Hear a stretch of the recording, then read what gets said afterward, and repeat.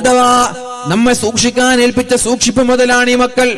ഇവരെ അശ്രദ്ധ കാരണം, നമ്മുടെ അശ്രദ്ധ കാരണം ഈ മക്കളെങ്ങാനും വഴിപിഴച്ചു പോയാൽ ശ്രദ്ധിക്കണേ, അശ്രദ്ധ കാരണം ഈ മൊബൈൽ പൊളിച്ചപ്പോൾ അയാൾ എനിക്ക് നഷ്ടപരിഹാരം നൽകേണ്ടി വന്നതുപോലെ നമ്മുടെ അശ്രദ്ധ കാരണത്താൽ ഈ മക്കളെങ്ങാനും വഴികേടിലായാൽ നാളെ അള്ളാഹുവിന്റെ കോടതിയിൽ മാതാപിതാക്കളാണ് സമാധാനം പറയേണ്ടത് എന്ന യാഥാർത്ഥ്യം നിങ്ങൾ എപ്പോഴാ എന്റെ പ്രിയപ്പെട്ട രക്ഷിതാക്കളെ തിരിച്ചറിയുക. കല്യാണം കഴിക്കണമെന്ന് പറഞ്ഞ് ആവേശത്തോടെ കല്യാണം കഴിക്കാൻ, എല്ലാരും കഴിക്കല്ലേ, ഞാനും അങ്ങോട്ട് കഴിക്കാൻ. യാ മഅ്ശറ ശബാബ്, അല്ലയോ ചെറുപ്പക്കാരാ, നിങ്ങൾക്ക് ചെലവ് കൊടുക്കാൻ കഴിയുമെങ്കിൽ നിങ്ങൾ കല്യാണം കഴിക്കണം. എപ്പോഴാണ് കല്യാണം കഴിക്കേണ്ടത്? ഒരു ചെറുപ്പക്കാരന്റെ പ്രായം 22 വയസ്സാണ്, ഒരു പെൺകുട്ടിയുടെ പ്രായം 18 വയസ്സാണ്. ഈ സമയത്ത് നിങ്ങൾ വേഗം കല്യാണം കഴിക്കണം. കല്യാണം കഴിച്ചു എന്ന കാരണത്താൽ നിങ്ങളുടെ പഠനം മുടങ്ങാൻ പാടില്ല. 22 വയസ്സായ ഒരു കുട്ടിയെ സംബന്ധിച്ചിടത്തോളം അയാൾ PG കംപ്ലീറ്റ് ചെയ്തിരിക്കുകയായിരിക്കും. ഇനി PhD ചെയ്യണം, MPhil ചെയ്യണം, ഇനി മറ്റുള്ള ഓരോ മേഖലകളിൽ സ്പെഷ്യലൈസ് ചെയ്യണം. ഇതിനൊക്കെ പഠിക്കാൻ ഉന്നതമായ യൂണിവേഴ്സിറ്റികളിലേക്ക്, കലാലയങ്ങളിലേക്ക് പോകാനുണ്ട്. ഹയർ എഡ്യൂക്കേഷന് വേണ്ടി പുറത്തു പോകാനുണ്ട്. ഡൽഹിയിൽ ജാമ്യയിൽ പോകണം, JNU പോകണം, മദ്രാസ് IIT പോകണം. ഇങ്ങനെയൊക്കെ ഉണ്ടാവും ചിന്ത. വയസ്സ് 22 അതൊക്കെ കഴിഞ്ഞിട്ട് പോരാ, കല്യാണം പോരാ. 22 വയസ്സാകുമ്പോൾ നിക്കാഹ് കഴിക്കണം. എന്തിനാണ് അങ്ങനെ പറഞ്ഞത്? നീ നിന്റെ കുടുംബത്തിൽ നിന്ന്, നിന്റെ നാട്ടിൽ നിന്ന് അകന്ന് ജീവിക്കുമ്പോൾ നിന്റെ കണ്ണുകൾ ഹറാമിലേക്ക് പോവാതിരിക്കാനാണത്.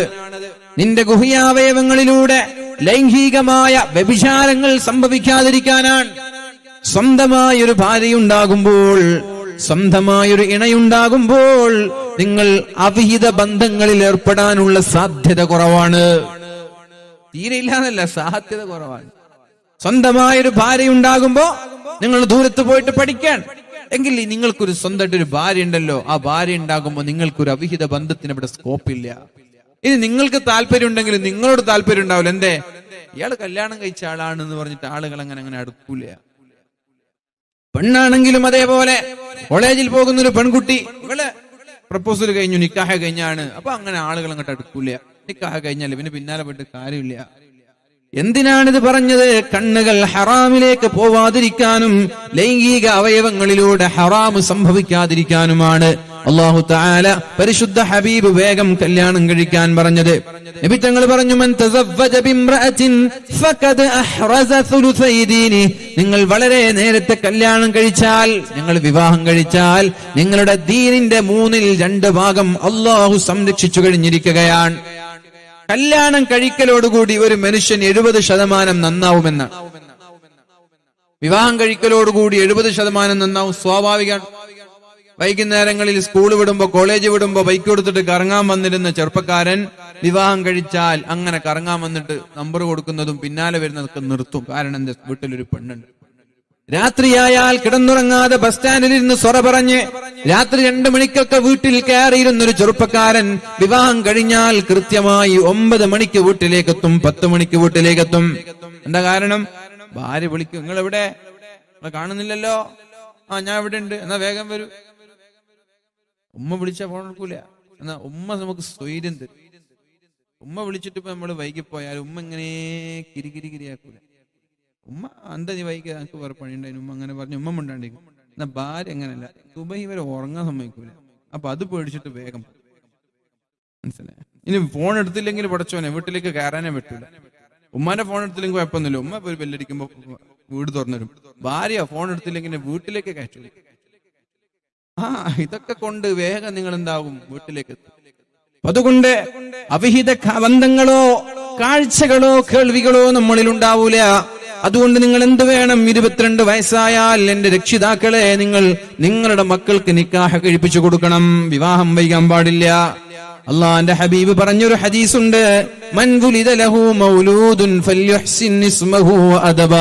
നിങ്ങൾക്കൊരു കുഞ്ഞുണ്ടായാൽ ആ കുഞ്ഞിനെ നിങ്ങൾ പഠിപ്പിക്കണം, അദബ് പഠിപ്പിക്കണം, മര്യാദ പഠിപ്പിക്കണം. ഫഇൻ ബലഗ ഫൽയുസവ്വിജുഹു.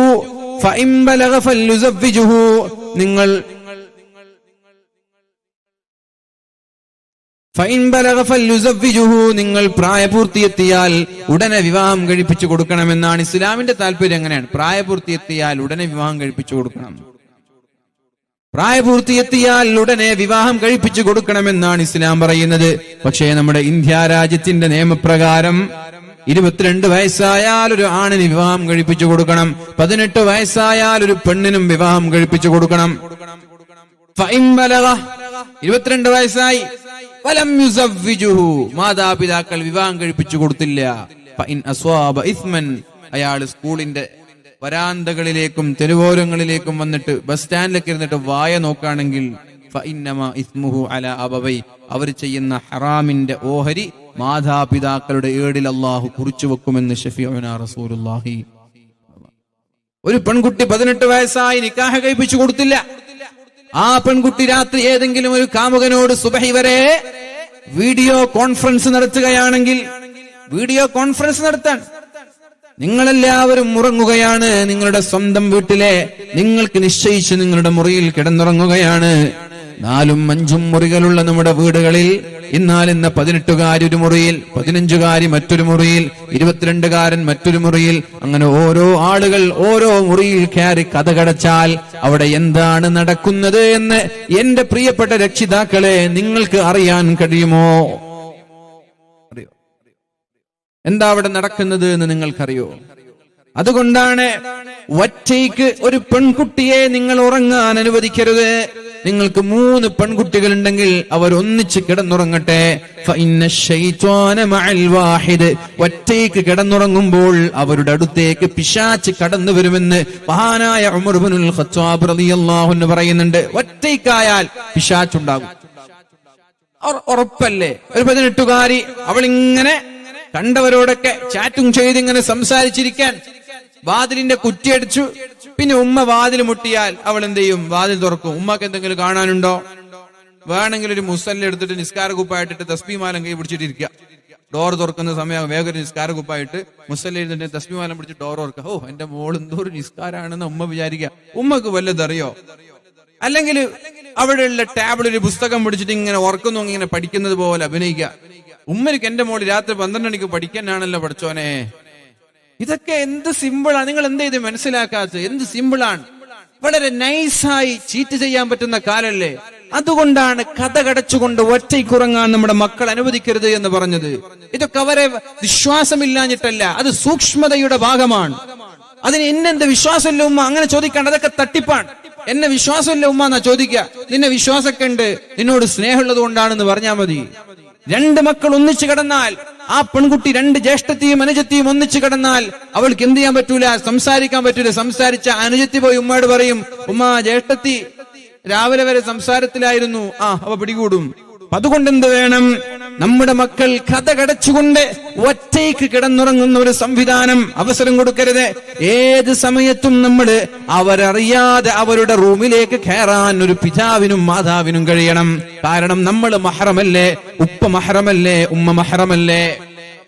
ഉപ്പാക്ക് ഏത് സമയത്ത് രാത്രി ഇങ്ങനെ തോന്നാൻ എന്റെ മക്കളൊന്ന് പരിശോധിക്കണം, ഉറങ്ങുന്നുണ്ടോ, അങ്ങനെ നോക്കണമെന്ന് തോന്നിയാൽ വാതിലിങ്ങനെ മുട്ടി കുറ്റി തുറക്കുന്നത് കാത്തു നിൽക്കാതെ ഡയറക്റ്റ് എൻട്രി, ഗ്രീൻ എൻട്രി വേണം. അങ്ങനെ ഉണ്ടെങ്കിലേ നമ്മൾക്ക് അവരെ പരിശോധിക്കാൻ കഴിയുള്ളൂ. ഇതൊക്കെ മക്കളോടുള്ള വിശ്വാസക്കുറവ് കൊണ്ടല്ല മുഅ്മിനീങ്ങളെ, ഇതൊക്കെ രക്ഷിതാവായ മാതാപിതാക്കളുടെ കടമയാണ്. എന്തുകൊണ്ട്? അവരുടെ ഭാഗത്ത് ഹറാമ് വരാതിരിക്കാൻ. നമ്മൾ നമ്മുടെ മക്കളെ സ്നേഹിക്കുന്നത് ദുനിയാവിന് വേണ്ടിയല്ല, നമ്മൾ നമ്മുടെ മക്കളെ സ്നേഹിക്കുന്നത് പാരത്രിക ലോകത്തിന് വേണ്ടിയാണ്, ആഖിറത്തിന് വേണ്ടിയാണ്. ആഖിറത്തിൽ രക്ഷപ്പെടണമെന്നുള്ള താല്പര്യത്തോടെയാണ്. അപ്പൊ ഹറാമുകൾ ഇവിടെ ചെയ്താൽ നാളെ ഈ മക്കൾ നമ്മൾക്കെതിരെ സാക്ഷി നിൽക്കുമെന്നുള്ള കാര്യം നമ്മൾ മറക്കരുത്. അല്ലാഹുവിനോട് ഈ മക്കൾ നാളെ പറയുമെന്നല്ലേ പറഞ്ഞത്? റബ്ബനാ അരിനല്ലദീന അളല്ലാനാ മിനൽ ജിന്നി വൽ ഇൻസ് ലനജഅൽഹുമാ തഹ്ത അഖ്ദാമിനാ വലിയകൂനാ മിനൽ അസ്ഫലീൻ. അല്ലാഹുവേ എന്റെ മാതാപിതാക്കളെ ഒന്ന് കാണിച്ചു താ അല്ലാ.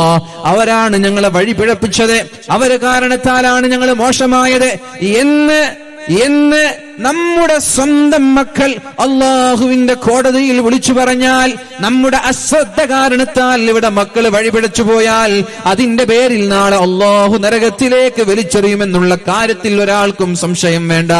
അതുകൊണ്ടാണ് അശ്രദ്ധയുണ്ടാവാൻ പാടില്ല. നിരന്തരമായി നിരീക്ഷിക്കണം നമ്മൾ. 18 വയസ്സായ ഒരു പെൺകുട്ടിക്ക് നിക്കാഹ് കഴിപ്പിച്ചു കൊടുത്താൽ വേറെ ചിന്തയുണ്ടാവൂല. പിന്നെ ചിന്ത ഉണ്ടാവൂല എന്ന് പറഞ്ഞ് നിങ്ങൾക്ക് വേറെ കുറെ കഥ പറയാനുണ്ടാവും. കല്യാണം കഴിച്ചിട്ട് ഉസ്താദെ എന്റെ മക്കൾ ഇട്ടിട്ട് ഒളിച്ചോടുന്നില്ലേ, അതൊക്കെ റയറാണ്. മനസ്സിലായോ? അതൊക്കെ വിരളമാണ്. അതൊക്കെ 100-ൽ 2% ഉള്ളൂ, 1% ഉള്ളൂ. അത് വെച്ചിട്ട് നമ്മൾ ബാക്കിയുള്ള കഥകൾ കമ്പയർ ചെയ്യണ്ട. മനസ്സിലായോ? ഒരു ചെറുപ്പക്കാരൻ കല്യാണം കഴിഞ്ഞ ഒരു ചെറുപ്പക്കാരനും കല്യാണം കഴിക്കാത്ത ചെറുപ്പക്കാരനും തമ്മിൽ 2 ഡിഫറന്റ് ഉണ്ട്. വേഗം കല്യാണം കഴിക്കണമെന്നാണ് ഇസ്ലാം പറഞ്ഞത്. അള്ളാഹുവിന്റെ ഹബീബിന്റെ സമീപത്തേക്ക് അക്കാഫ് എന്ന് പറയുന്ന ഒരു ചെറുപ്പക്കാരൻ വരുന്നുണ്ട്. അള്ളാന്റെ ഹബീബ് ചോദിച്ചു, യാ അക്കാഫ് ഹൽ ലക മിൻ സൗജ, കല്യാണം കഴിച്ചോ അക്കാഫേ? ഇല്ല നബിയെ, കല്യാണം കഴിച്ചിട്ടില്ല എന്ന് പറഞ്ഞു. എന്തേ? വഅൻത മൂസിറുൻ ബിഖൈർ, സാമ്പത്തികമായി പ്രയാസമുണ്ടോ? പൈസ ഇല്ലേ? ദാരിദ്ര്യമാണോ വിവാഹം കഴിക്കാൻ വൈകിപ്പോകുന്നത്? അല്ല നബിയെ, വഅന മൂസിറുൻ ബിഖൈർ, സാമ്പത്തികമായി എനിക്കൊരു പ്രയാസവും ഇല്ല നബിയെ, ഞാൻ നല്ല മുതലാളിയാണ് നബിയെ. അപ്പോഴാണ് അള്ളാന്റെ ഹബീബ് പറഞ്ഞത്, ചെവി തുറന്ന് കേട്ടോളൂ എന്റെ രക്ഷിതാക്കളെ, എന്റെ ഉമ്മമാരെ, എന്റെ പ്രിയപ്പെട്ട ചെറുപ്പക്കാരെ, നിങ്ങൾ ചെവി തുറന്നു കേട്ടോളൂ. സാമ്പത്തികമായി അഭിവൃദ്ധി ഉണ്ടായിട്ട്, സാമ്പത്തികമായി കഴിവുണ്ടായിട്ട് വിവാഹം കഴിക്കാതെ ബാച്ചിലേഴ്സായി നടക്കുന്ന 22 കഴിഞ്ഞ എല്ലാ ചെറുപ്പക്കാരും കേട്ടോളൂ.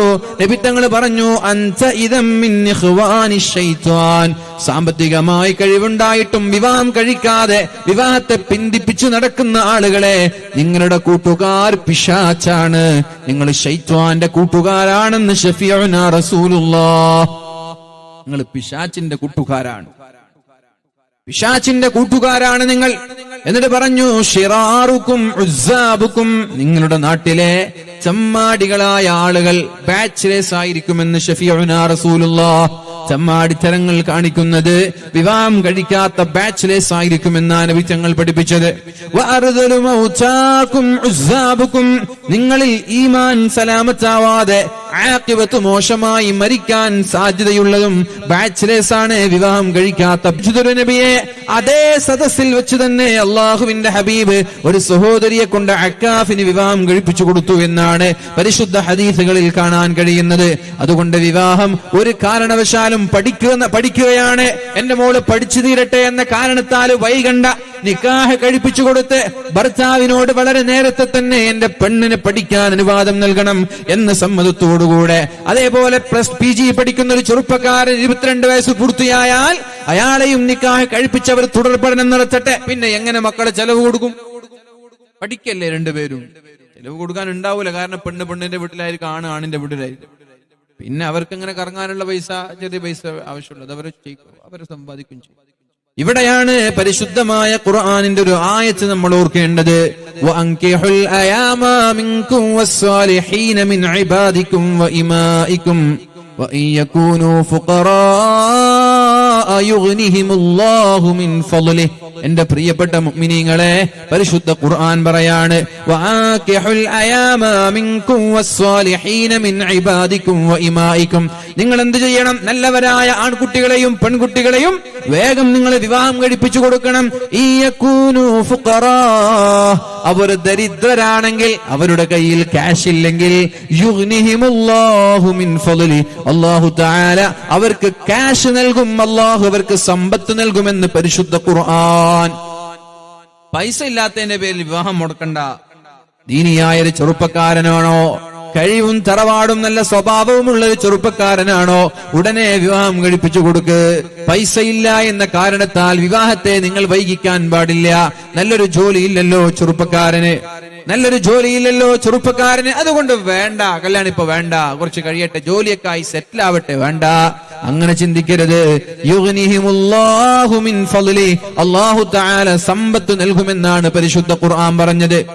എന്തിനാവണം വിവാഹം കഴിക്കുന്നത്? കണ്ണ് ഹറാമിലേക്ക് പോവാതിരിക്കാൻ, അതേപോലെ തന്നെ ചെവിയിലൂടെ ഹറാമ് കേൾക്കാതിരിക്കാൻ, വേണ്ടാത്ത ചിന്തകൾ നമ്മുടെ ഹൃദയത്തിലേക്ക് വരാതിരിക്കാൻ. അല്ലാഹു തആല നമ്മുടെ ദാമ്പത്യ ജീവിതം സന്തോഷത്തിലാകട്ടെ. ഓർക്കുന്നുണ്ടോ നിങ്ങൾ മഹാനായ ഇമ്രാൻ എന്നവർക്ക് അല്ലാഹു തആല ഒരു കുട്ടിയെ നൽകാൻ പോവുകയാണ്. അവരുടെ പ്രാർത്ഥനയാണ്, നിരന്തരമായ പ്രാർത്ഥനയ്ക്ക് ശേഷമാണ് ഇമ്രാൻ എന്നവർക്ക് അല്ലാഹു തആല ഒരു മകളെ നൽകാൻ പോകുന്നത്. ആ മകളുടെ പേര് മറിയം ബീവി എന്നാണ്. മറിയം എന്ന് പറയുന്ന മകളെയാണ് അല്ലാഹു തആല നൽകുന്നത്. പക്ഷേ അവർ ദുആ ചെയ്തത്, അല്ലാഹുവേ, ഒരു കുട്ടിയുണ്ടായാൽ ആ കുട്ടിയെ ഞങ്ങൾ പള്ളിയിൽ നിനക്ക് വേണ്ടി നേർച്ചയാക്കുകയാണ് എന്ന് അല്ലാഹുവിനോട് നേർച്ചയാക്കിയ ആ കുടുംബത്തിന് അല്ലാഹു നൽകുന്നത് പെൺകുട്ടിയെയാണ്. എന്നാൽ ആ പെൺകുട്ടിക്ക് എല്ലാവിധ പ്രത്യേകതകളും അല്ലാഹു നൽകി, എല്ലാവിധ കഴിവും നൽകി. മഹാനായ സക്കരിയ നബി അലൈഹിസ്സലാമാണ് ആ പെൺകുട്ടിയെ വളർത്തുന്നത്. ആ പെൺകുട്ടിയെ ഇങ്ങനെ വളർത്തുമ്പോഴാണ് അത്ഭുതകരമായി ആ പെൺകുട്ടിയുടെ മുറിയിൽ നാട്ടിലില്ലാത്ത പഴങ്ങൾ കാണാനിടയായത്, നാട്ടിലില്ലാത്ത ഫ്രൂട്ട്സുകൾ, നാട്ടിലില്ലാത്ത വിഭവങ്ങൾ. എവിടെന്നാ മോളെ ഇത്? അന്നാലക്കി ഹാദാ, എവിടെന്നാണ് മറിയം ബീവിയെ നിങ്ങൾക്ക് ഈ ഭക്ഷണമൊക്കെ കിട്ടിയത്? അപ്പോഴാണ് സക്കരിയ നബിയോട് പറഞ്ഞത്, ഹുവ മിൻ ഇൻദില്ലാഹ്, ഇതെനിക്ക് എന്റെ റബ്ബ് തന്നതാണ്, ആകാശ ലോകങ്ങളിൽ നിന്ന് അല്ലാഹു തന്നതാണ്. അങ്ങനെ ഈ സാലിഹത്തായ ഈ ദീനീ ബോധമുള്ള ഒരു പെണ്ണിനെ കിട്ടാനുള്ള കാരണം വഇന്നീ ഉഈദുഹാ ബിക വദുർരിയതഹാ മിനശ് ശൈത്വാനിർ റജീം എന്നുള്ള മാതാപിതാക്കളുടെ പ്രാർത്ഥനയാണ്. അല്ലാഹുവേ, എനിക്ക് തരാൻ പോകുന്ന കുഞ്ഞിനെ പിശാചിന്റെ ശർറിൽ നിന്ന് നീ സലാമത്താക്കണേ അല്ലാഹ്. പിശാചിന്റെ ശർറിൽ നിന്ന്, പിശാചിന്റെ ഫിത്നയിൽ നിന്ന്, അപകടങ്ങളിൽ നിന്ന് എനിക്ക് തരാൻ പോകുന്ന കുട്ടിയെ നീ കാക്കണേ എന്ന് നിരന്തരമായി ദുആ ചെയ്യാറുണ്ട് ഇമ്രാൻ എന്നവരുടെ ഭാര്യയായ മറിയം ബീവിയുടെ മാതാവ്. അങ്ങനെ ഗർഭകാലത്തുള്ള നിരന്തരമായ പ്രാർത്ഥനകൾക്ക് ശേഷമാണ് അല്ലാഹു തആല മറിയം എന്നു പേരുള്ള ഒരു കുഞ്ഞിനെ നൽകുന്നത്. ഫതഖബ്ബലഹാ റബ്ബുഹാ ബിഖബൂലിൻ ഹസനിൻ വഅംബതഹാ നബാതൻ ഹസനാ, ഏറ്റവും നല്ല കുട്ടിയായി ആ കുട്ടിയെ വളർത്തുകയാണ്. ഖൈറു നിസാഇഹാ, ആ കാലഘട്ടത്തിലെ ഏറ്റവും നല്ല പെണ്ണ് മറിയം ഇബ്നത്തു ഇമ്രാൻ എന്ന് ശഫീഉനാ റസൂലുള്ളാഹി സല്ലല്ലാഹു അലൈഹി വസല്ലമ തങ്ങൾ പഠിപ്പിക്കുന്നുണ്ട്.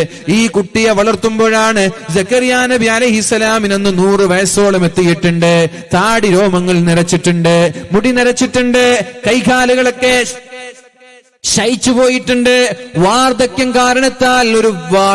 കാരണത്താൽ ഒരാൾക്കുണ്ടാവാറുള്ള സ്വാഭാവികമായ പ്രായത്തിന്റെ പ്രയാസങ്ങളൊക്കെ ഉണ്ടായിട്ടുണ്ട്. അദ്ദേഹത്തിന്റെ ഭാര്യയാണെങ്കിൽ ഹൈള് പോലും, മെൻസ്ട്രേഷൻ പോലും നിന്നുപോയ ഒരു പെണ്ണായി മാറിയിട്ടുണ്ട്, അഥവാ കിഴവിയായിട്ടുണ്ട്. ഹൈള് നിന്നുപോയാൽ പിന്നെ കുട്ടി ഉണ്ടാവാൻ സാധ്യതയില്ലല്ലോ. എന്നാൽ നല്ലവളായ മറിയം ബീവിയെ കണ്ടപ്പോൾ സക്കരിയ നബിക്ക് തോന്നി എനിക്കും ഒരു കുട്ടി ഉണ്ടാവണമെന്ന്. അതുവരെ ദുആ ചെയ്ത ആളാണ്. ഈ കുട്ടിയെ വകഫലഹാ സക്കരിയ നബി ഇങ്ങനെ പോറ്റി വളർത്തുകയാണ്. കുല്ലമാ ദഖല അലൈഹാ സക്കരിയൽ മിഹ്റാബ വജദ ഇൻദഹാ റിസ്ഖാ ഖാല യാ മറിയം അന്നാ ലകി ഹാദാ ഖാലത് ഹുവ മിൻ ഇൻദില്ലാഹ് ഇന്നല്ലാഹ യർസുഖു മൻ യശാഉ ബിഗൈരി ഹിസാബ്. അല്ലാഹു തആല അവൻ ഉദ്ദേശിക്കുന്ന ആളുകൾക്ക് വിചാരണയില്ലാതെ, കണക്കില്ലാതെ, ചോദ്യമില്ലാതെ അല്ലാഹു വാരിക്കോരി കൊടുക്കുമെന്ന് മറിയം ബീവി പറഞ്ഞു. ആ സമയത്താണ് ഹുനാലിക ദഅ സക്കരിയ, ഇങ്ങനെ ഒരു സ്വാലിഹത്തായ അല്ലാഹുവിനെ പേടിയുള്ള ഒരു പെൺകുട്ടിയെ കണ്ടപ്പോഴാണ് സക്കരിയ നബിക്ക് താല്പര്യം വരുന്നത്. ദഅ സക്കരിയ റബ്ബ, അല്ലാഹുവിനോട് ദുആ ചെയ്തു. റബ്ബി ഹബ്ലി മിൻ ലദുക ദുർരിയതൻ ത്വയ്യിബ, അല്ലാഹുവേ, ഇതേപോലെ ഒരു സ്വാലിഹത്തായ നല്ല ഒരു കുട്ടിയെ എനിക്ക് തരണേ അല്ലാഹ്. ദുർരിയതൻ ത്വയ്യിബ, നല്ലൊരു കുഞ്ഞിനെ എനിക്ക് തരണേ അല്ലാഹ്. ഇന്നക സമീഉദ് ദുആ, അല്ലാഹുവേ, നീ പ്രാർത്ഥനകൾ സ്വീകരിക്കുമല്ലോ. ആ പ്രാർത്ഥനയുടെ ഭാഗമായിട്ടാണ് ഹൈള് പോലും നിന്നുപോയ ഒരു പെണ്ണിന് ഈ വൃദ്ധനായ സക്കരിയ നബിയിൽ നിന്ന് അല്ലാഹു യഹ്യ എന്ന പേരുള്ള കുഞ്ഞിനെ നൽകിയത്. അപ്പൊ കുഞ്ഞുണ്ടാകണമെന്ന താല്പര്യം തോന്നിയത് എപ്പോഴാ? സ്വാലിഹത്തായ മറിയം ബീവിക്ക് അല്ലാഹു നൽകുന്ന അത്ഭുതങ്ങൾ കണ്ടപ്പോഴാണ്. സ്വാലിഹീങ്ങളായ മക്കൾ എന്നും നമ്മുടെ സന്തോഷമാണ്, അവർ നമ്മുടെ അഭിമാനമാണ്, അവരാണ് നാളെ നമ്മൾക്ക് അനുകൂലമായി സാക്ഷി നിൽക്കേണ്ടത്. അതുകൊണ്ട് മക്കൾ സ്വാലിഹീങ്ങളാവാനുള്ള ചില വഴികളാണ് നമ്മൾ ഇവിടെ ശ്രദ്ധിക്കേണ്ടത്. നിരന്തരമായി നിരീക്ഷിക്കണം അവരെ. അവർ പെട്ടെന്ന് ദേഷ്യപ്പെടുകയാണെങ്കിൽ അവരെ പരിശോധിക്കണം. മക്കൾ പതിവിന് വിപരീതമായി ദേഷ്യപ്പെടാൻ തുടങ്ങിയിട്ടുണ്ട്. ഒന്നുകിൽ പ്രേമം തലക്കുടിച്ചിട്ടുണ്ടാവും, അല്ലെങ്കിൽ കഞ്ചാവ് തലക്കുടിച്ചിട്ടുണ്ടാവും. പതിവിന് വിപരീതമായിട്ട് മക്കൾ ദേഷ്യപ്പെടുന്നത് കണ്ടാൽ ഐസൊലേഷൻ, ഒറ്റയ്ക്ക് ഏകാന്തവാസം. ഇപ്പൊ പണ്ടത്തെ പോലെ ഉമ്മാനോടൊന്നും മിണ്ടാൻ വരുന്നില്ല. വൈകുന്നേരം സ്കൂള് വിട്ട് വന്നാലും മുറിയിൽ തന്നെ, സ്കൂള് വിട്ട് വന്നാലും ഉമ്മയിൽ നിന്നും ഉപ്പയിൽ നിന്നൊക്കെ അകന്ന് ഒറ്റയ്ക്ക് ഇരിക്കാൻ. എങ്കിൽ എന്തോ പ്രശ്നം കുട്ടിക്കുണ്ട്.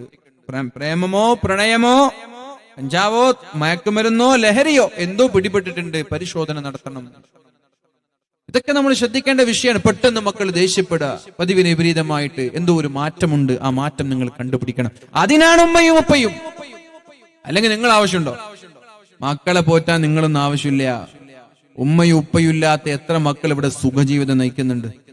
ഉപ്പായം വാങ്ങിച്ചു കൊടുക്കാനും തീറ്റ വാങ്ങിച്ചു കൊടുക്കാനും ബ്രേക്ക്ഫാസ്റ്റ് വാങ്ങിച്ചു കൊടുക്കാനും നിങ്ങളൊന്നും ആവശ്യമില്ല. അതിനിവിടെ ഇഷ്ടം പോലെ ചാരിറ്റി പ്രവർത്തകരുണ്ട്, അതൊക്കെ അവര് ചെയ്തോളും. നിങ്ങളുടെ പണി തീറ്റ കൊടുക്കലും കുപ്പായം വാങ്ങിച്ചു കൊടുക്കലല്ല, നിങ്ങളുടെ പണി ദീൻ കൊടുക്കലാണ്. അതിനാ നിങ്ങൾ ഏൽപ്പിച്ചു, ദീൻ കൊടുക്കാനാ മാതാപിതാക്കൾ ഏൽപ്പിച്ചു. അതാണ് കുറച്ച് ഭാരിച്ച ഉത്തരവാദിത്തമാണെന്ന് പറയാൻ കാരണം. തിന്നാൻ കൊടുക്കാൻ എന്താ പണി? വസ്ത്രം വാങ്ങിച്ചു കൊടുക്കാൻ എന്താ പണി? ഇതൊക്കെ നമ്മൾ ചെയ്യുന്നുണ്ടല്ലോ ഇപ്പോഴും. അതൊന്നും ഒരു പണിയല്ല. പണി എന്ന് പറയുന്നത് അവരെ ദീനീ ചിട്ടയോടുകൂടി വളർത്തലാണ്. ദീനീ ചിട്ടയോടുകൂടി വളർത്തലാണ് മാതാപിതാക്കളുടെ പണി. നിങ്ങൾക്കത് കഴിയില്ലേ? അള്ളാഹു നിങ്ങളെ ചോദ്യം ചെയ്യും. അത് കഴിയുന്നവർ മാത്രം വിവാഹം കഴിച്ചാൽ മതി. നമ്മുടെ കുട്ടികൾ 16 വയസ്സ് തികഞ്ഞ പെൺകുട്ടികൾക്കും 21 വയസ്സ് തികഞ്ഞ ആൺകുട്ടികൾക്കും പങ്കെടുക്കേണ്ട SKSS പദ്ധതി യൂണിറ്റുകളുമായി ബന്ധപ്പെടുക. അഥവാ ഇവിടെ ഒരു പ്രീ മാരിറ്റൽ കോഴ്സ് നടത്തുന്നുണ്ട്. പ്രീ മാരിറ്റൽ കോഴ്സ് ഒക്കെ വേണം. വിവാഹം കഴിക്കുന്നതിന് മുമ്പ് എന്താണ് വിവാഹം എന്ന് പഠിക്കും. സിനിമയും സീരിയലും കണ്ടതല്ല വിവാഹം. അതൊക്കെ റൊമാൻറ്റിക് ആയിരിക്കും, ഭയങ്കര റൊമാൻറ്റിക് ആയിരിക്കും സിനിമയിലും സീരിയലിലും ഒക്കെ. എന്നാൽ വിവാഹം കഴിച്ച ആളുകൾക്ക് എന്താ ഈ ദാമ്പത്യ ജീവിതം എന്ന് അറിയുള്ളൂ. കല്യാണം കഴിഞ്ഞിട്ട് 6 മാസമായ ആളുകളോട് ചോദിക്കേണ്ട, അവരൊക്കെ ഇപ്പോൾ ഒരു റൊമാൻറ്റിക്കലായിരിക്കും. കല്യാണം കഴിഞ്ഞിട്ട് ഒരു 2 വർഷമായ ആളോട് ചോദിച്ചാൽ മതി എന്താ ദാമ്പത്യ ജീവിതം എന്ന്. അവർ പറഞ്ഞൊരു പച്ചയായി ദാമ്പത്യ ജീവിതം എന്താണെന്ന്. സിനിമയിൽ കാണുന്നത് പോലെ റൊമാൻറ്റിക് ഒന്നും ദാമ്പത്യ ജീവിതത്തിൽ ഉണ്ടാവില്ല. അങ്ങനെ വിചാരിച്ചിട്ട് ആരെങ്കിലും വിവാഹം കഴിച്ചാൽ കല്യാണം മുന്നോട്ട് പോവില്ല. അപ്പൊ ദാമ്പത്യ ജീവിതം പഠിക്കണമെങ്കിൽ ഇതുപോലെയുള്ള പ്രീ മാരിറ്റൽ കോഴ്സുകൾ നമ്മൾ ചേരണം.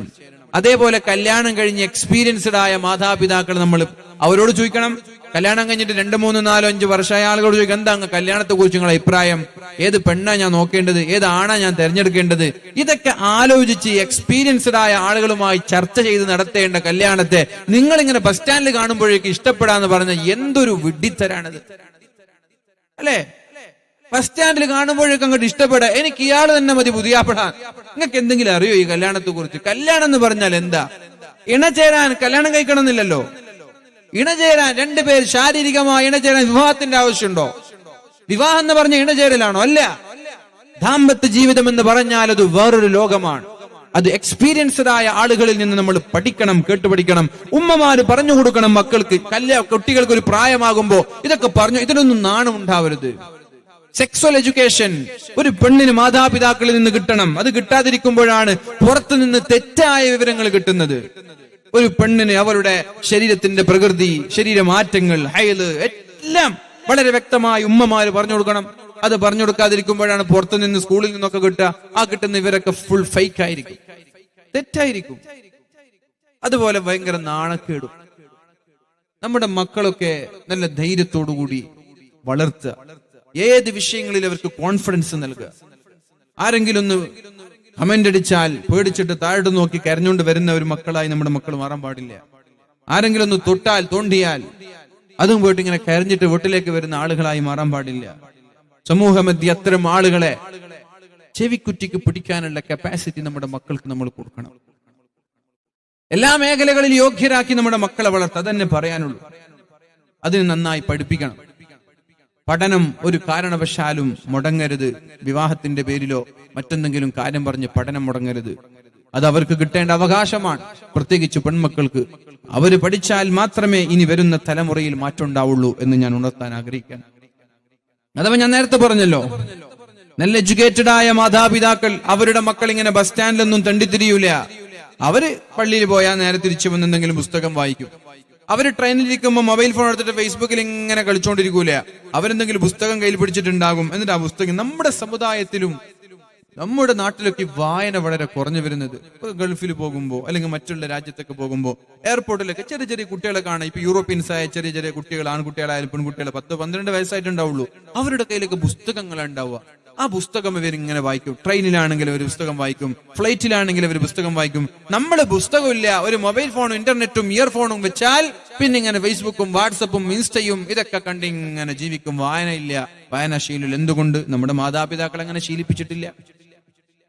അതുകൊണ്ട് എന്റെ പ്രിയപ്പെട്ട മാതാപിതാക്കളോട്, രക്ഷിതാക്കളോട് പറയാനുള്ളത്, നമ്മൾക്കേതായാലും പഠിക്കാൻ കഴിഞ്ഞില്ല, അതുകൊണ്ട് നമ്മുടെ മക്കളെങ്കിലും പഠിപ്പിക്കാൻ നമ്മൾ ശ്രമിക്കണം. പിന്നെ പറയാനുള്ളത്, പഠിക്കാൻ പോകുന്ന സ്ഥാപനങ്ങളായാലും നാട്ടിലായാലും ആരാണ് നമ്മുടെ ചങ്ങാതിമാർ, മക്കളുടെ ചങ്ങാതിമാരെന്ന് നമ്മൾ പഠനം നടത്തണം. കാരണം ചങ്ങാതിയുടെ സ്വഭാവമാണ് നിങ്ങളുടെ മക്കൾക്കുണ്ടാവുക.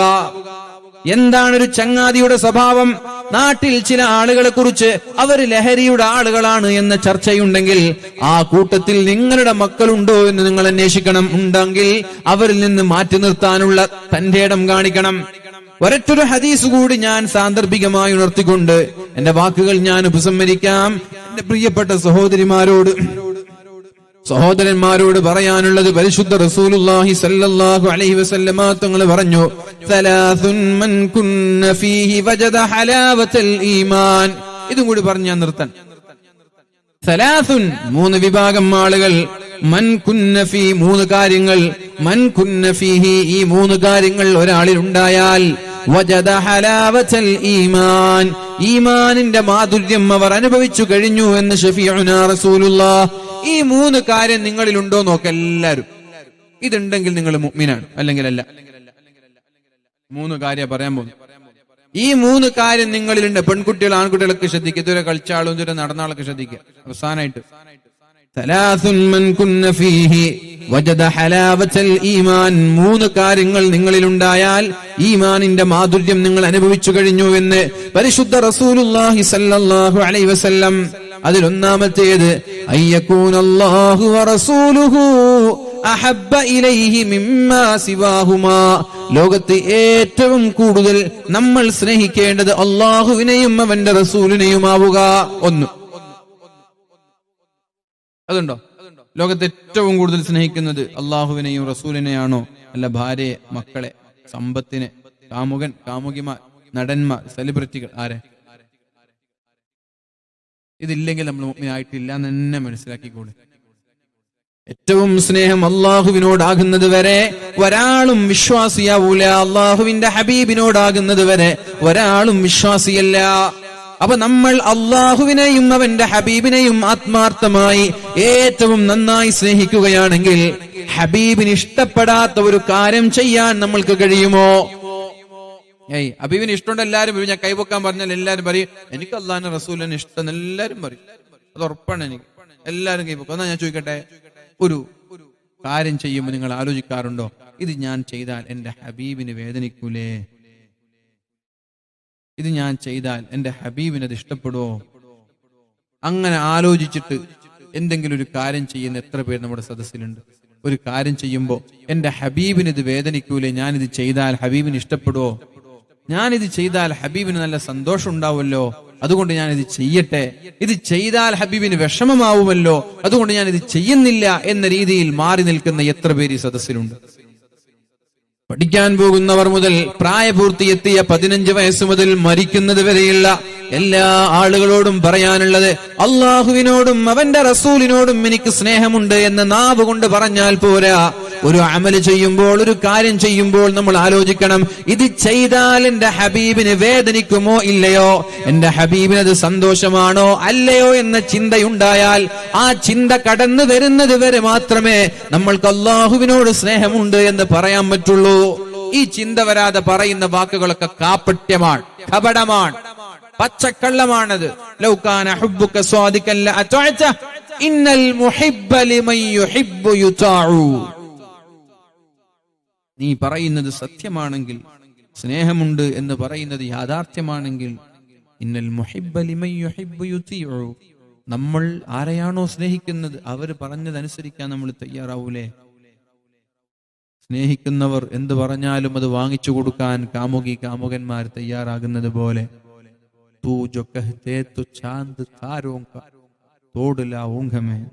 നീ പറഞ്ഞാൽ ആകാശത്തുള്ള ചാന്ത്, ചന്ദ്രനെയും നക്ഷത്രങ്ങളൊക്കെ ഞാൻ നിനക്ക് പിടിച്ചു തരാൻ ആ കാമുകിമാരോട് പാടാറുള്ളത്. അപ്പൊ അങ്ങനെയൊക്കെ പറഞ്ഞ ആളുകൾ അള്ളാഹിന്റെ ഹബീബിനോട് ഇഷ്ടമുണ്ട് എന്ന് യാഥാർത്ഥ്യമായി സ്നേഹത്തോടെ പറയുകയാണെങ്കിൽ, ഒരു അമല് ചെയ്യുമ്പോൾ, ഒരു കാര്യം ചെയ്യുമ്പോൾ, പഠിച്ചോനെ ഇതെന്റെ ഹബീബിന് ഇഷ്ടപ്പെടുവോ എന്ന് ചിന്തിക്കാറുണ്ടോ? ഇല്ലെങ്കിൽ സ്നേഹമില്ല. അതന്നെ ഇനിയെങ്കിലും എന്തെങ്കിലും ഒരു കാര്യം ചെയ്യുമ്പോൾ നമ്മൾ ആലോചിക്കുക, റൗളയിൽ കിടക്കുന്ന എന്റെ ഹബീബ് ഇത് കാണും. നബി തങ്ങൾ അങ്ങനെ പറഞ്ഞിട്ടുണ്ട്, നിങ്ങളുടെ അമലുകൾ അല്ലാഹു എനിക്ക് വെളിവാക്കി തരും. നിങ്ങളൊരു നന്മ ചെയ്താൽ ഞാൻ സന്തോഷിക്കും, നിങ്ങളൊരു തെറ്റു ചെയ്താൽ ഞാൻ അള്ളാഹുവിനോട് ദുആ ചെയ്യും നിങ്ങൾക്ക് പുറത്തു തരാൻ വേണ്ടി എന്ന് ശഫീഉനാ റസൂലുള്ളാഹി സ്വല്ലല്ലാഹു അലൈഹി വസല്ലം. അപ്പൊ റൗളയിൽ നിന്ന് നബിത്തങ്ങൾ നമ്മെ കണ്ടുകൊണ്ടിരിക്കുകയാണ്. അപ്പൊ അതുകൊണ്ട് നബിത്തങ്ങൾ കാണുമ്പോൾ നബിത്തങ്ങൾക്ക് വിഷമമുണ്ടാകുന്ന ഒന്നും നമ്മുടെ ജീവിതത്തിൽ ഉണ്ടാവാൻ പാടില്ല. അള്ളാഹു നമ്മെ രക്ഷപ്പെടുത്തട്ടെ. രണ്ടാമത്തെ കാര്യം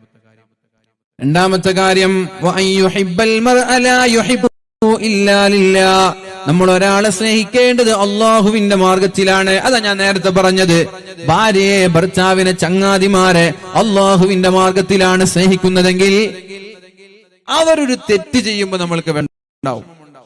ഭാര്യ നിസ്കരിക്കാതെ കിടന്നുറങ്ങുമ്പോൾ നമ്മൾക്ക് വിഷമമുണ്ടാകും. അള്ളാഹുവിന്റെ മാർഗത്തിൽ ഭാര്യയെ സ്നേഹിക്കുകയാണെങ്കിൽ, അള്ളാഹുവിന്റെ മാർഗത്തിൽ അല്ലെങ്കിലോ ചായ കിട്ടിയില്ലെങ്കിൽ ദേഷ്യപ്പെടൂ, നിസ്കരിച്ചില്ലെങ്കിൽ ദേഷ്യപ്പെടൂല. ചായ കിട്ടിയില്ലെങ്കിൽ, വസ്ത്രം അയൺ ചെയ്ത് കിട്ടിയില്ലെങ്കിൽ, സമയമാകുമ്പോ നിങ്ങളുടെ ഒരുങ്ങുമ്പോ ടിഫിൻ റെഡി ആയില്ലെങ്കിൽ നിങ്ങൾ ദേഷ്യപ്പെടണ്ടേ? നിങ്ങൾക്ക് ദുനിയാവിനുള്ള സ്നേഹമാണ്, ആഖിറത്തിലേക്കുള്ള സ്നേഹമല്ല. നേരെ മറിച്ച് അള്ളാഹുവിന്റെ മാർഗത്തിലുള്ള സ്നേഹമാണെങ്കിൽ നിസ്കാരം ഒരു റക്അത്ത് പോലും പിന്തിക്കുന്നത്, ഒരു മിനിറ്റ് പോലും പിന്തിക്കുന്നത്. ഞാൻ ചോദിക്കട്ടെ, ഒരൊറ്റൊരു ഉദാഹരണം. നിങ്ങളുടെ വീട്ടിൽ നിങ്ങൾ രാവിലെ തഹജ്ജുദ് നിസ്കരിക്കാൻ എണീറ്റു. 4:30 നിങ്ങൾ എണീറ്റത്. 30 എണീറ്റിട്ട് വുളൂ ചെയ്ത് തിരിച്ചു വരുമ്പോഴാ നിങ്ങളുടെ വീട്ടിൽ വലിയൊരു തീജ്വാല ഇങ്ങനെ കത്തിക്കൊണ്ടിരിക്കുന്നുണ്ട്. വീട്ടിലിങ്ങനെ തീ പടർന്നു പിടിച്ചു വരാൻ. അപ്പൊ നിങ്ങൾ എന്ത് ചെയ്യും? നിങ്ങളെ മക്കളൊക്കെ റൂമിൽ കിടന്നുറങ്ങുന്നുണ്ട്. നിങ്ങൾ എന്ത് ചെയ്യും? മക്കളവിടെ ഉറങ്ങിക്കോട്ടെ, ഞാൻ രക്ഷപ്പെട്ടെ എന്ന് പറഞ്ഞിട്ട് സലാമത്താക്കോ? മക്കൾ ഉറങ്ങിക്കോട്ടെ, ഞാൻ രക്ഷപ്പെട്ടെ, പുതിയാപ്പിളെ മക്കളൊക്കെ അവിടെ ഉറങ്ങിക്കോട്ടെ എന്ന് പറഞ്ഞ് ഡോറിന്റെ കുറ്റി എടുത്തിട്ട് നിങ്ങൾ പുറത്തു പോയിട്ട് നിൽക്കോ? എന്താ മിണ്ടാത്ത? നിങ്ങൾ അങ്ങനെ നിൽക്കുന്ന ആളാ? ഇല്ല. എന്തുകൊണ്ട്? മക്കളോട് സ്നേഹമുള്ളത് അല്ലെ? അതാ പറഞ്ഞത് ദുനിയാവിന്റെ സ്നേഹമാണെന്ന് പറയാൻ കാരണം അതാ.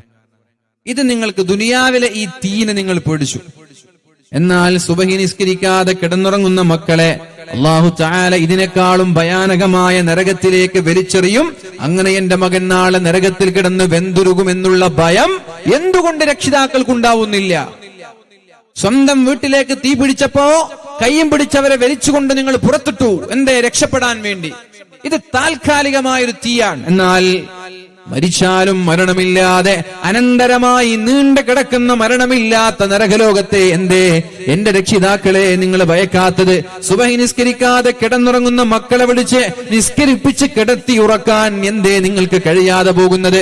അതാണ് ഞാൻ പറഞ്ഞത്. കാപട്യമാണ്, കപടമാണ്, താൽക്കാലിക സ്നേഹമാണ് നമ്മൾക്ക് നമ്മുടെ മക്കളോടുള്ളത്. നാളെ രക്ഷപ്പെടണമെന്ന് ഒരു മാതാവിനും ഒരു പിതാവിനും ചിന്തയില്ല. നാളെ രക്ഷപ്പെടണമെന്ന് ചിന്തയില്ലാത്ത മാതാപിതാക്കളൊക്കെ കാപട വിശ്വാസികളാണ്. മുനാഫിക്കുകളുടെ സ്നേഹമാണ്, കാപട സ്നേഹമാണ്. ആ സ്നേഹത്തില് മക്കൾ ഒരിക്കലും തിരിച്ച് നിങ്ങളെ സ്നേഹിക്കുമെന്ന് വിചാരിക്കാൻ വേണ്ട. നിങ്ങൾ ഇപ്പോഴൊക്കെ ചെറുപ്പത്തിൽ ഇങ്ങനെയൊക്കെ സ്ട്രിക്റ്റിൽ ഇങ്ങനെയൊക്കെ നിയന്ത്രിക്കുമ്പോൾ മക്കൾക്ക് ദേഷ്യമൊക്കെ ഉണ്ടാവും. പക്ഷെ ആ മക്കൾ ഭാവിയിൽ നിങ്ങളെ കുറിച്ച് എന്റെ ഉപ്പ എന്നെ വളർത്തിയത് കൊണ്ട് ഞാൻ ഇങ്ങനെ, ഇപ്പൊ എനിക്ക് തന്നെ ഓർമ്മയുണ്ട്, പഠിക്കുന്ന സമയത്ത് നല്ലോണം സ്ട്രിക്റ്റിൽ വളർത്തുന്ന ഉസ്താദുമാരെ നല്ലോണം വെറുപ്പായിരിക്കും. പഠിച്ചോ അയാളൊന്ന് അടുത്ത വർഷം പോയാൽ മതിയെന്ന് ചിന്തിക്കുക. നല്ലോണം അടിക്കുകയും ശിക്ഷിക്കുകയൊക്കെ ചെയ്യുന്ന ഉസ്താദുമാരാകുമ്പോൾ. എന്നാൽ ഇന്ന് നമ്മൾ അവരെയാണ് ഏറ്റവും കൂടുതൽ ഓർക്കുക. അവരെന്ന് അടിച്ചത് കൊണ്ട്, അവരെന്ന് ഭയപ്പെടുത്തിയത് കൊണ്ട്, അവരെന്ന് പിന്നാലെ കൂട്ടിയത് കൊണ്ട് നമ്മൾക്ക് പല വിഷയങ്ങളും നന്നായി കൈകാര്യം ചെയ്യാൻ പറ്റിയത്. അപ്പൊ താൽക്കാലികമായിട്ടുള്ള ആ ഒരു സന്തോഷം കൊടുക്കുന്നതിന് പകരം അനന്തമായൊരു സന്തോഷം കൊടുക്കാൻ എന്റെ രക്ഷിതാക്കൾ ശ്രദ്ധിക്കുക. ഉസ്താദുമാർ അങ്ങനെ ശ്രദ്ധിക്കേണ്ടത്. നമുക്ക് താൽക്കാലികമായിട്ട് അവരെ സപ്പോർട്ടൊക്കെ കിട്ടാൻ വേണ്ടി ചോദ്യം ചോദിക്കാതെ, അവരെ പഠിപ്പിക്കാതെ നല്ല ഉഷാറായി സുഖിപ്പിച്ചിട്ട് 2 വർഷം കഴിയും, 1 വർഷം കഴിയും മദ്രസയിലും സ്കൂളിലൊക്കെ. പിന്നെ അവര് ഇറങ്ങി വന്നാല് വജ്ജഹത്ത് അറിയില്ല, അത്തഹിയാത്ത് അറിയില്ല, ഇഫ്തിറാഷിന്റെ ദുആ അറിയില്ല, ഒന്നും അറിയില്ല. എന്തേ? ഉസ്താദുമാർ ചോദിച്ചിട്ട് കിട്ടാതിരിക്കും, പഠിക്കുക, പേടിപ്പിക്കുക, ഇംപ്രഷൻ കൊടുക്കുക, ഒന്നും ചെയ്തില്ല. അവരെ വിട്ടു. അവർക്കല്ല ഇഷ്ടം. എല്ലാവർക്കും ഏതാ ഉസ്താദ് ഇഷ്ടം? ഈ ഉസ്താദ് എല്ലാവർക്കും ഇഷ്ടം. എന്റെ ആ ഉസ്താദ് പടിയെടുക്കില്ല. എന്നാ മറ്റൊരു ഉസ്താദ് ആത്മാർത്ഥമായിട്ട് കുട്ടിക്ക് ഭാവിയിൽ പ്രയാസം വരരുത് എന്ന് ആത്മാർത്ഥമായിട്ട് ആഗ്രഹിച്ച് ചോദ്യം പഠിപ്പിച്ചു വളർത്തിയൊരു ഉസ്താദിന് എല്ലാവർക്കും വെറുപ്പാണ്.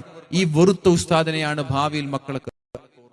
അവസാനമായ ഒരു കാര്യം കൂടി, മൂന്നാമത്തെ വിഷയം, സ്കൂളിൽ പഠിക്കുന്ന പെൺകുട്ടികളടക്കമുള്ള എല്ലാ ആളുകളും ശ്രദ്ധിക്കേണ്ട ഒരു വിഷയമാണിത്.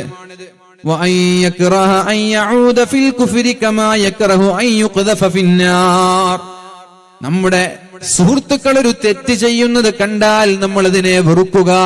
അഥവാ നിങ്ങളുടെ നാട്ടിൽ നിന്ന് 2 പെൺകുട്ടികൾ ഒന്നിച്ച് പഠിക്കാൻ പോവുകയാണ്. പഠിക്കാൻ പോകുന്ന 2 പേരും നല്ല ചങ്ങാതിമാരാണ്. ആ ചങ്ങാതിമാരായ 2 പെൺകുട്ടികളിൽ ഒരാൾ ക്ലാസ് കട്ട് ചെയ്ത് സിനിമക്ക് പോയി. അപ്പൊ ഈ പെൺകുട്ടിക്ക് അത് വെറുപ്പ് വേണം. ക്ലാസ് കഴിഞ്ഞ ഉടനെ വീട്ടിൽ വന്നിട്ട് ഇവരുടെ ഉമ്മയോട് പറയണം. അതാണ് അള്ളാഹുവിന്റെ മാർഗത്തിലുള്ള സ്നേഹവും അള്ളാഹുവിന്റെ മാർഗത്തിലുള്ള വെറുപ്പും എന്ന് പറഞ്ഞാൽ. നേരെ മറിച്ച് ഇത് ഇന്നത്തെ പെൺകുട്ടികൾ അത് പറയൂല. A friend in need is a friend in deed എന്ന് പറഞ്ഞിട്ട്, ഞാൻ സിനിമക്ക് പോകുമ്പോ എന്റെ കൂടെ നീ നിൽക്കണ്ടേ, നീ എന്റെ ഉമ്മയോട് പറയാൻ പാടുണ്ടോ, എനിക്ക് അത്ര ആവശ്യത്തിൽ നീ എന്റെ കൂടെ നിൽക്കുമ്പോഴല്ലേ എന്റെ യഥാർത്ഥ ചങ്ങാതിയാകുള്ളൂ എന്നൊക്കെ ഡയലോഗ് അടിച്ചിട്ട് എല്ലാ തോന്നിവാസത്തരങ്ങൾക്കും ചങ്ങാതിമാരുടെ കൂടെ നിൽക്കും. അവർ ചെയ്യുന്ന തെറ്റുകളൊന്നും ഇവരുടെ ഉമ്മയോട് വന്നിട്ട് പറയില്ല. ഒരുപക്ഷെ ഈ പെണ്ണ് ഇവരുടെ സ്വന്തം കസിനായിരിക്കാം, അളാപ്പയുടെ മോളായിരിക്കും. അളാപ്പയുടെ മൂത്താപ്പന്റെ മോൾ നല്ല ചങ്ങാതിമാരാണ്. എന്നാൽ ഈ അളാപ്പയുടെ മോള് +1 ഇവള് +2. ഈ +2 പഠിക്കുന്ന പെൺകുട്ടിക്ക് അവിഹിത ബന്ധങ്ങളുണ്ട്, പ്രണയമുണ്ട്, ക്ലാസ് കട്ട് ചെയ്യാറുണ്ട്. ഇതൊക്കെ ആർക്കറിയാം? സ്വന്തം അനുജന്റെ അളാപ്പയുടെ മകൾക്കറിയാം. +1 പഠിക്കുന്ന അളാപ്പയുടെ മകൾക്ക് എല്ലാ രഹസ്യങ്ങളും അറിയാം. ഇതൊന്നും വീട്ട് പറയാതെ മൂടി വെച്ചിട്ട് അവളെങ്ങനെ തിന്മയിൽ ഇങ്ങനെ വളർത്തി അവസാനം അവൾ തെമ്മാടിയാവേ ഒളിച്ചോടെ എന്തെങ്കിലും ചെയ്തു. ഇതിനൊക്കെ ഉത്തരവാദി അവളുടെ കൂടെ സ്കൂളിൽ പോയി രഹസ്യങ്ങളൊക്കെ സൂക്ഷിച്ചു വെച്ച ചങ്ങാതിയാണ്. അതുകൊണ്ട് അവൾ വെറുക്കണം. തെറ്റ് ചെയ്യുമ്പോൾ വെറുപ്പുണ്ടാവണം, ഹൃദയത്തിലൊരു വെറുപ്പുണ്ടാവണം. പ്രേമിക്കാനും ക്ലാസ് കട്ട് ചെയ്ത് കറങ്ങാനും സിനിമയ്ക്കും കഞ്ചാവിനും. സ്വന്തം ചങ്ങാതിമാര് കഞ്ചാവടിക്കുന്നുണ്ട്, ക്ലാസ്മേറ്റിലെ ചങ്ങാതി കഞ്ചാവിന്റെയും മയക്കുമരുന്നിന്റെ ആളാണ്. വേഗം പോയിട്ട് ഉപ്പയോട് പറയണം, ഇന്നാൽ നിങ്ങളെ കുട്ടി കഞ്ചാവിന്റെ ആളാണ്, സൂക്ഷിക്കണം. ആര് പറയണം? ചങ്ങാതി പറയണം. എന്നിട്ട് അവന്റെ കൂടെ തന്നെ ജീവിക്കണം. അവൻ അറിയാതെ ഉപ്പയോട് കാര്യങ്ങൾ പറഞ്ഞു കൊടുക്കണം. കാരണം നമ്മൾക്കൊരാൾ മോശമാവാൻ ആഗ്രഹിക്കരുത്, എല്ലാവരും നന്നാവല നമ്മുടെ ചിന്ത. അള്ളാഹു നമ്മെ നന്നാക്കി തരട്ടെ. ഇൻഷാ അല്ലാഹ് ഞാൻ എന്റെ വാക്കുകൾ ഉപസംഹരിക്കാൻ. അപ്പൊ നമ്മുടെ സ്നേഹവും നമ്മുടെ ബന്ധവും നമ്മുടെ പിണക്കമൊക്കെ അള്ളാഹുവിന്റെ മാർഗത്തിലായാൽ അള്ളാഹു നാളെ അർശിന്റെ തണലിലും. ഒന്നും കൂടി ഞാൻ ആദ്യമായി ഓതിയ ആയത്ത് ആവർത്തിച്ച് ഞാൻ നിർത്തുകയാണ്. ബിസ്മില്ലാഹിർ റഹ്മാനിർ റഹീം. വയൗമ യഅല്ലുല്ലാലിമു അലാ യദൈഹി യഖൂലു യാ ലൈതനി ഇത്തഖദ്തു മഅർ റസൂലി സബീലാ. നാളെ മഹ്ശറാ ലോകത്തെത്തിയാൽ ആളുകൾ നഖം കടിച്ചുകൊണ്ട് അള്ളാഹുവിന്റെ ദൂതന്മാരെ ഞങ്ങൾ അനുസരിച്ചിരുന്നുവെങ്കിൽ രക്ഷപ്പെടുമായിരുന്നു എന്ന് പറയുന്ന കാലം. യാ വൈലതാ ലൈതനീ ലം അത്തഖിദ് ഫുലാനൻ ഖലീലാ.